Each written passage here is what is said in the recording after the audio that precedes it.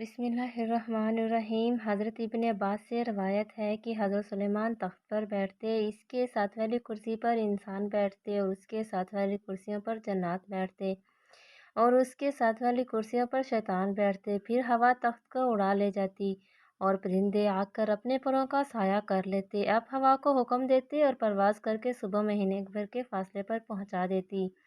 اسی طرح شام کے وقت مہینوں کا فاصلہ طے کیا جاتا تھا۔ اسی طرح آپ جا رہے تھے، ایک دن آپ نے پرندوں کی دیکھ بھال جو کی تو ہدہد کو غائب پایا۔ آپ نے کہا مجھے اس جمگٹھے میں نظر نہیں آ رہا، یا وہ واقعی غائب ہے؟ اگر وہ واقعی غائب ہے تو اسے سخت سزا دوں گا، بلکہ ذبح کر دوں گا۔ یہ اور بات ہے اگر اس نے غیر حاضری کی کوئی معقول وجہ بتا دی۔ اتنے میں ہدہد آ گیا۔ پرندوں نے کہا اب تیری خیر نہیں، بادشاہ سلامت تمہاری سزا طے کر چکے ہیں۔ اس نے کہا یہ بتاؤ ان کے الفاظ کیا تھے؟ ہدہد خوش ہوا اور کہنے لگا کہ اب میں بچ جاؤں گا، اور اے اللہ کے نبی، میں ایسی خبر لایا ہوں کہ جو آپ کے پاس بھی نہیں ہے۔ میں عرب سے آ رہا ہوں اور ایک پختہ خبر لایا ہوں۔ اس کی بادشاہ کی عورت کو کرتے پایا۔ اس کے وزیر مشیر 312 شخص ہیں اور ہر شخص کے ماتحت 12,000 کی جماعت ہے۔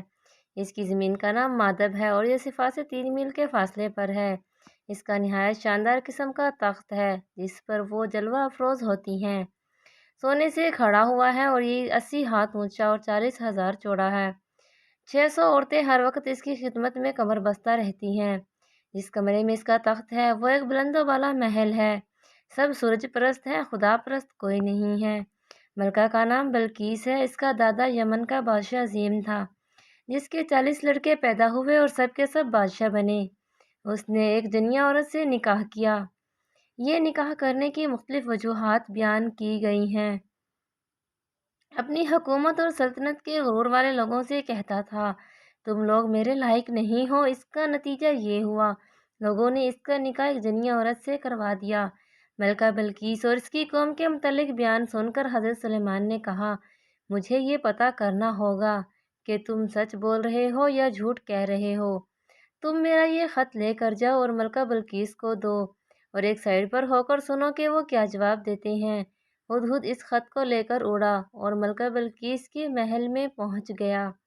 ملکہ بلقیس اس وقت خلوت خانہ میں تھی۔ ہدہد نے خط اس طرح سے ملکہ بلقیس کی گود میں ڈالا کہ وہ یہ نہ جان پائی کہ خط کہاں سے آیا ہے، لیکن اسے یہ اندازہ تو ضرور ہو گیا کہ یہ کوئی عام خط نہیں، اس میں خط کی تمام شرائطیں برتی گئی ہیں۔ خط کا طریقہ کار کو بھی برتا گیا ہے۔ خط کا آغاز اس طرح ہو کہ لکھنے والا پڑھنے والے کے علم میں آ جائے کہ اسے کسی نے خط لکھا ہے، اور سب سے اہم بات یہ کہ خط کا آغاز اللہ تعالیٰ کے بابرکت نام سے شروعات کی گئی تھی۔ کہا جاتا ہے حضرت سلیمان علیہ السلام سے پہلے کسی نے خط کا آغاز بسم اللہ سے نہیں کیا تھا۔ بسم اللہ سے آغاز کرنا اس بات کی طرف اشارہ تھا کہ سرکشی کو چھوڑ کر ایک اللہ کی عبادت کرو۔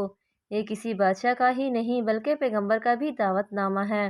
ایک اللہ کی عبادت کرو۔ ملکہ عقل مند تھی، معاملات کو کس طرح نمٹا جائے وہ بخوبی جانتی تھی اور بااختیار تھی۔ اس کے فیصلے کو رد کرنا ناممکن تھا، پھر بھی اس نے اپنا فیصلہ سنانے کی بجائے اہل دربار سے مشورہ لینا ضروری سمجھا۔ تمام سرداروں کو دربار میں حاضر ہونے کا حکم دیا گیا۔ جب سردار حاضر ہو گئے تو ملکہ نے کہا مجھے ایک وقت والا خط ڈالا گیا ہے جس میں مسلمان ہونے اور فرمانبرداری کی دعوت دی گئی ہے۔ تم جانتے ہو میں تمہارے بغیر کوئی فیصلہ نہیں کرتی، اب بتاؤ ہمیں کیا کرنا چاہیے۔ سرداروں نے جواب دیا ہمارے پاس طاقت اور قوت کی کمی نہیں، اور اسلحہ بھی وافر مقدار میں موجود ہے، اور ہم بہادر بھی ہیں۔ ہم میدان جنگ میں بہادری سے لڑتے ہیں، اس لیے ہمیں ڈرنے سے یا جھکنے کی ضرورت نہیں۔ ہم ہر قسم کے مقابلے کے لیے تیار ہیں۔ ملکہ بلقیس خط سے اندازہ کر چکی تھی حضرت سلیمان کے سامنے اس کے لشکر کی کوئی اہمیت نہ تھی۔ اس سے جنگ کرنے سے تباہی اور بربادی کے سوا کچھ ہاتھ نہ آئے گا۔ اس نے اپنے سرداروں سے کہا جب بیرونی حملہ آور کسی بستی پر حملہ کرتے ہیں تو اسے اجاڑ کر رکھ دیتے ہیں، وہاں کے باعزت لوگوں کو ذلیل و خوار کرتے ہیں۔ اپنا رعب اور شان و شوکت کے لیے ہر تدبیر کی جاتی ہے۔ کھیتیاں جلا دی جاتی ہیں، قتل و غارت کی انتہا کر دی جاتی ہے، رایا کو مفلوج کر دیا جاتا ہے، سپاہیوں کو قیدی بنا دیا جاتا ہے۔ کیوں نہ کوشش کی جائے کہ اس عمل سے بچا جائے۔ اس بات کا نتیجہ یہ نکلا کہ ملکہ نے کہا ان کی خدمت میں تحائف بھیجے جائیں۔ اس سے مقصود یہ تھا فیصلہ ہو جائے گا، اگر سلیمان تحائف لے کر خوش ہو جائے تو وہ ایک بادشاہ ہے اور اس کے مقابلے میں دنیاوی چیزیں کام دے سکیں گی۔ اگر وہ واقعی نبی ہیں تو ان کے نزدیک ان ہدیہ کی کوئی قیمت نہ ہوگی اور وہ انہیں قبول نہیں کریں گے۔ ہمارے پاس اطاعت کے سوا کوئی چارہ نہ ہوگا۔ تحائف تیار کروائے۔ مختلف مقامات پر تحائف کے مختلف تفصیلات ہیں۔ اسرائیلی روایات کے مطابق سونے کی 100 اینٹ، جواہرات اور قیمتی برتن تھے۔ بعض روایات کے مطابق 100 کنیز اور 100 غلام بھی شامل تھے۔ کنیز مردانہ لباس میں اور غلام زنانہ لباس میں ملبوس تھے۔ مقصد یہ تھا حضرت سلیمان کی آزمائش کی جائے۔ اگر وہ انہیں پہچانتے ہیں تو وہ ایک نبی ہیں، ورنہ محض ایک بادشاہ۔ جب تمام مقاصد بھائی پلے کر آپ کی خدمت میں حاضر ہوئے تو آپ نے انہیں وضو کر کے تازہ دم ہونے کے لیے کہا۔ لڑکیوں سے پانی بہا کے وضو کیا اور لڑکوں نے برتن میں ہاتھ ڈال کر پانی لیا، جس سے آپ نے انہیں پہچان لیا کہ اول الذکر لڑکیاں اور ثانی الذکر لڑکے ہیں۔ اسرائیلی روایات کے مطابق ملکہ بلقیس نے خط میں چند آزمائشی سوالات بھی کیے تھے۔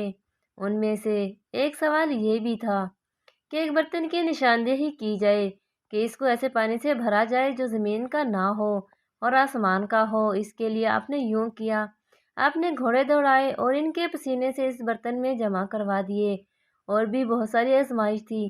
ملکہ نے اپنے غلاموں کو ایک موتی دیا جس میں سوراخ نہیں تھا اور کہا کہ حضرت سلیمان سے کہنا جنات کی مدد کے بغیر اس میں دھاگا ڈال دیں، اور ایک وہ جس میں سوراخ ٹیڑھا تھا، اس میں بھی دھاگا ڈالنا ناممکن تھا، اس میں بھی دھاگا ڈالنے کا حکم دیا گیا۔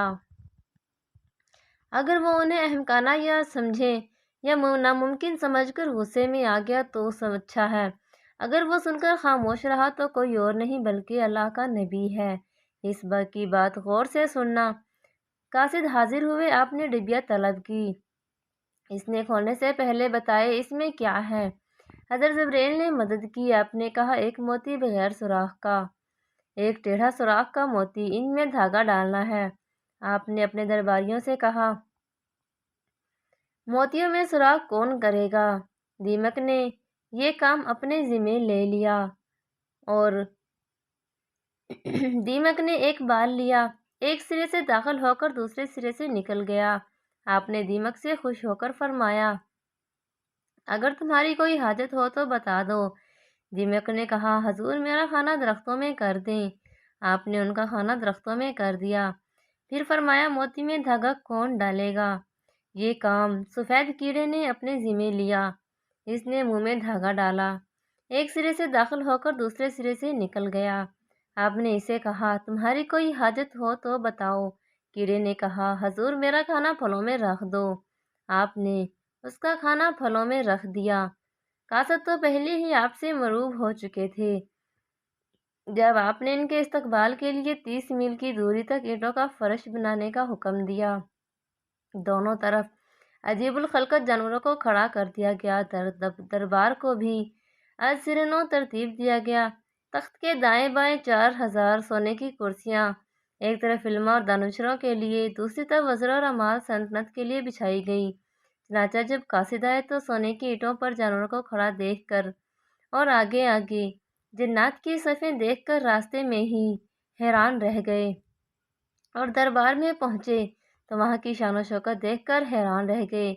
حضرت سلیمان علیہ السلام سے ملاقات ہوئی تو وہ خندۂ پیشانی سے ملے اور آپ کی خدمت میں تحائف پیش کیے تو آپ نے کہا کیا تم نہیں دیکھ رہے اللہ تعالیٰ نے ہر چیز سے نواز رکھا ہے اور تم مجھے یہ تحائف پیش کر رہے ہو؟ یہ سب میرے لیے بے معنی ہیں، جبکہ اللہ تعالیٰ نے مجھے نبوت سے سرفراز کیا، چرند پرند اور جنات کو میرے لیے مسخر کر دیا ہے، اور تم یہ ظاہری سامان مجھے دے رہے ہو۔ تم یہ سب واپس لے جاؤ اور خوفناک انجام کا انتظار کرو، اور میں انسانوں کے علاوہ پرندوں اور جنات کی فوج لے کر حملہ کروں گا۔ تم یہ سب سامان جس پر فخر کر رہے ہو اپنے ساتھ لے جاؤ۔ سب حیران و پریشان واپس آئے اور ملکہ کو سارا احوال سنانے کے بعد اللہ کے نبی کا اعلان جنگ بھی سنا دیا۔ ملکہ جان گئی یہ بادشاہ ہونے کے ساتھ ساتھ اللہ کے نبی ہیں۔ اللہ کے نبی اور رسول سے لڑنا گویا اللہ تعالیٰ سے لڑنا ہے۔ ملکہ بلقیس نے حضرت سلیمان کے دربار میں حاضر ہونے کا حکم سنا دیا۔ اس نے 12,000 سردار منتخب کیے جن کے تحت 1,00,000 سپاہی تھے۔ حضرت سلیمان نے جگر سے غارتن دیکھا تو سمجھ گئے کہ ملکہ بلقیس ساتھیوں کے ساتھ آ رہی ہے۔ آپ نے سوچا ملکہ بلقیس میرے دربار کی شان و شوکت کے ساتھ ساتھ میرا نبی ہونے کا معجزہ بھی دیکھ لے، اس لیے آپ نے اپنی مجلس میں کہا جہاں آپ صبح سے دوپہر تک مقدمات کے فیصلے کیا کرتے تھے، آپ نے کہا کہ ملکہ کے یہاں پہنچنے سے پہلے کوئی ملکہ کا بیش بہا قیمتی تخت لا سکتا ہے، کیونکہ وہ یہاں آنے کے بعد اسلام قبول کر لے گی، اس کے بعد اس کا مال ہم پر حرام ہو جائے گا۔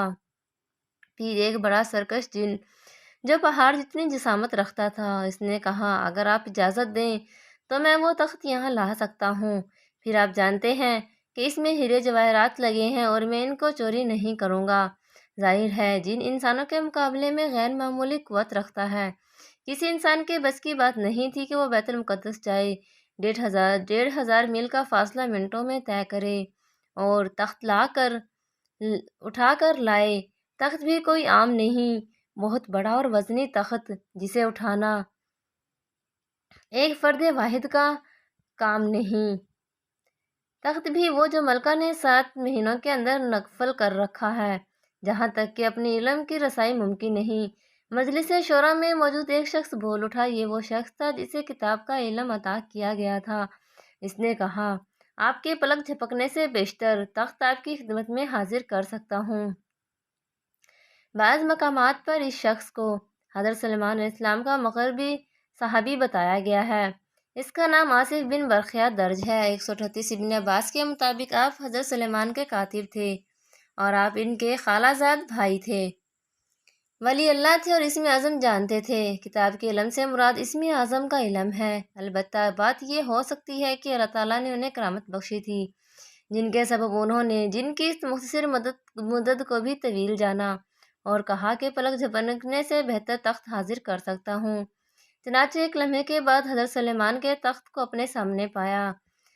سب درباری حیران تھے۔ کہا جاتا ہے حضرت سلیمان علیہ السلام جب کرسی پر پاؤں رکھ کر اپنے تخت پر چڑھے، اس کے نیچے ملکہ بلقیس کا تخت نکل آیا تھا۔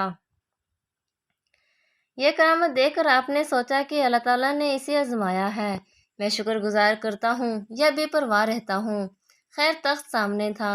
آپ نے اس تخت کی حیت تھوڑی بہت تبدیل کرنے کا حکم دیا۔ کچھ ہیرے جواہرات تبدیل کر دو، رنگ روگن تبدیل کر دو۔ مطلب یہ کہ وہ اتنی بڑی تبدیلی اور کرشمہ دیکھ کر رائے ہدایت پاتی ہے یا نہیں۔ ملکہ جب دربار سلیمان پہنچی تو وہ اپنی سب سے بڑی شان و شوکت کے ساتھ، لیکن یہ امر اس کے لیے حیران کن تھا کہ تھوڑی بہت تبدیلی کے بعد یہاں موجود تخت اس کا اپنا تھا، مگر یہاں کیسے آیا؟ اس بات کا علاقہ اور کہاں اتنے سپاہیوں کے کڑی حفاظت کے باوجود محفوظ تخت یہاں بیت المقدس میں کیسے آیا اور اس کو کون لایا؟ ملکہ بلقیس ابھی شش و پنج میں تھی کہ حضرت سلیمان نے سوال کیا، تمہارا تخت بھی ایسا ہی ہے؟ ملکہ نے جواب دیا، گویا یہ میرا تخت ہے۔ یعنی اس نے نہ انکار کیا نہ اقرار اور محتاط جواب دیا۔ یوں گویا ہوئی، ہم تو آپ کی نبوت سے پہلے ہی قائل ہو چکے ہیں۔ جو مشکل سوالات کے جواب کے حصول کے لیے آئی تھی، سبھی سوال پیش کیے گئے۔ ان میں ایک سوال یہ بھی تھا، اللہ تعالیٰ کا رنگ کیسا ہے؟ حضرت سلیمان سجدے میں گر گئی اور عرض کی، اے پروردگار، اس نے ایسا سوال پوچھ لیا جس کا جواب میں آپ سے پوچھنے کی ہمت نہیں رکھتا۔ اللہ نے فرمایا، بے فکر رہو، تمہارا مسئلہ حل ہو چکا ہے۔ حضرت سلیمان اٹھے اور کچھ لوگوں سے کہا، کیا سوال کیا تھا؟ وہ سبھی سوال فراموش کر چکے تھے۔ آپ نے سوچا نبوت کے معجزے تو دیکھ چکی ہے، اب اسے ظاہری سلطنت دکھائی جائے۔ ملکہ بلقیس کی آمد کی خبر سن کر آپ نے جنوں کو ایک محل تعمیر کرنے کا حکم دیا۔ وہ محل شیشے اور کانچ کا تھا اور اس کے نیچے پانی سے لبالب بھرا ہوا تھا۔ شیشہ بہت ہی شفاف تھا، آنے والا امتیاز نہیں کر سکتا تھا شیشہ ہے یا پانی، جبکہ پانی کے اوپر شیشے کا فرش تھا۔ بعض لوگوں کا خیال ہے حضرت سلیمان کی اسے غرض تھی کہ وہ اسے نکاح کرنا چاہتے ہیں۔ اس کے بارے میں سنا تھا کہ اس کی پنڈلیاں خراب ہیں اور اس کے چوپائے پائے کی طرح ہیں۔ جبکہ ملکہ بلقیس فرش پر جانے لگی تو اس نے اپنے پائچے اٹھائے۔ آپ نے دیکھ لیا، جو باتیں مجھے پہنچائی گئی تھی وہ غلط تھی اور وہ بالکل انسانوں کی طرح کی تھی، مگر دین کہتے ہیں اس لیے پڑھ لیا۔ بڑے بڑے بال تھے۔ آپ نے اسے اس طرح سے منڈوانے کا مشورہ دیا، مگر اس نے انکار کر دیا اور کہا کہ مجھ میں ہمت نہیں ہے۔ آپ نے جن کو حکم دیا کہ کوئی اور چیز بتاؤ۔ جنات نے چیز پیش کی جس سے اس کے سارے بال بھاگ گئے، اور یہ حضرت سلیمان کے حکم سے تلاش کی گئی تھی۔ ملکہ حضرت سلیمان کی شان و شوکت دیکھ کر دنگ رہ گئی، اور وہ جو اپنے محل کو تعمیر کا نمونہ جانتی رہی، اس کے سامنے اپنا محل اسے حقیر جاننے لگی اور کہا، جب مجھے آپ کی شان و شوکت کے بارے میں بتایا تو میں نے یقین نہیں کیا تھا جب تک میں نے خود نہ دیکھ لیا۔ مجھے تو اس کے بارے میں آدھا بھی نہیں بتایا گیا تھا۔ تیری شان و عظمت تو اس سے بھی کہیں زیادہ ہے جو مجھے بتائی گئی تھی۔ وہ عقل مند تھی اور ذہین بھی تھی۔ وہ یہ جان چکی تھی کہ شان و شوکت کا اظہار صرف اس چیز کے لیے نہیں کہ اس کی اطاعت کی جائے، بلکہ اس کا اس امر کی طرف اشارہ ہے، اس کا بلاوا ہے جو ہر چیز پر قادر ہے۔ اسے اپنے شرک کرنے پر ندامت محسوس ہوئی اور اس نے اقرار کیا کہ اس نے اپنے اوپر ظلم کیا ہے، اور میں حضرت سلیمان کی فرمانبردار امتی بن گئی۔ یاد رہے، اس دور میں یہ رواج عام تھا، جو بادشاہ کا مذہب ہو وہی عوام کا مذہب ہے۔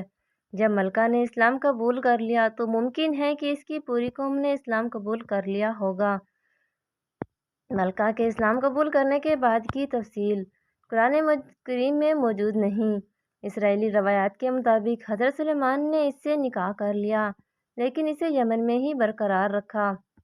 اسے وہاں 3 محل تعمیر کروا کر دیے اور ہر ماہ کے 3 دن وہاں قیام کرتے تھے۔